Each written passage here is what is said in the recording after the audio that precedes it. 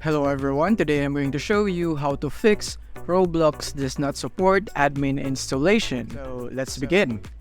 So here we are, and the most likely reason for this error is that you don't have enough permissions to run or launch your Roblox game right here, or your Roblox player in this case. So to remedy that conundrum is that we need to right click on our Roblox player right here at our desktop, because it's most likely here in our desktop when you first install your Roblox. So find your Roblox player right here in your desktop, or if you can find it, then you can go into your start menu and type in Roblox, and from here you can go and find the Roblox player right here, and you can just go and open file location after you right click it, and you'll basically end up the same right here on your desktop.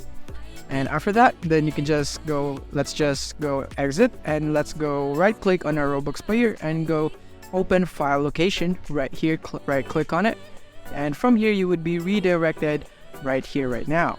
So from here you want to go and select Roblox player launcher, and from there right click, and from here you want to go into properties, and now what we want to do is go into compatibility, and from here you want to go and make sure that run this program as an administrator is ticked as a check right here, and after that you want to hit apply after checking this box and OK.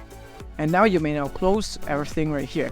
And if the problem is still persisting after applying this fix, so what you need to do is you need to reinstall Roblox. So to do that, you need to go into start menu, and from here you want to go into apps and features. So type in apps and features in the system settings right here, or alternatively you can just go here, click on settings and start menu, and type here, find the setting right here, apps and features, and you'll basically end up the same.